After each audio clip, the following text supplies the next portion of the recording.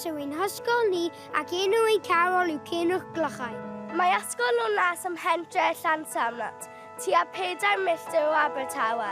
Un o'r adeiladau yn Wocaf Abertawe yw'r castell, a adeiladwyd yn y 18fed ganrif.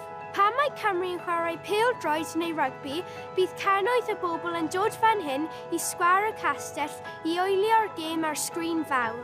A heddi, rydyn ni'n mynd i berfformio ein Carol ni. Mwynhewch!